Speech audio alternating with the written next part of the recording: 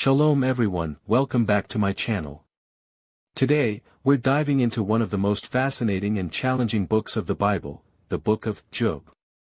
If you've ever wondered why good people suffer or what God's plan is during life's toughest moments, this book is for you. So, let's get started. The Book of Job is part of the wisdom literature in the Bible, along with Psalms, Proverbs, and Ecclesiastes.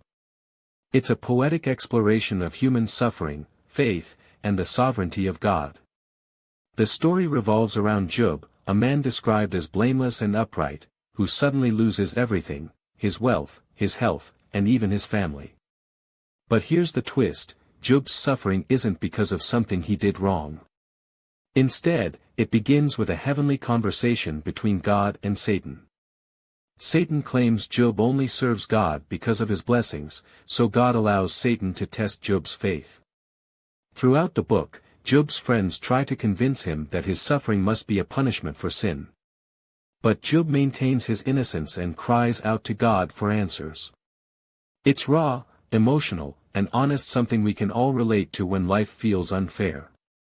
And then, God responds, not with direct answers, but with a powerful reminder of his greatness. God shows Job the vastness of creation and his ultimate control over the universe. Job realizes that while he may not understand God's ways, he can trust God's wisdom. In the end, Job's fortunes are restored, but the real message isn't about getting everything back. It's about trusting God, even when we don't understand his plan. Job teaches us that faith isn't just about blessings, it's about believing in God's purpose through the pain. So, what does the Book of Job mean for us today? It's a reminder to stay faithful during hard times, to seek God even in our questions, and to trust that his plans are greater than we can imagine. Thanks for watching.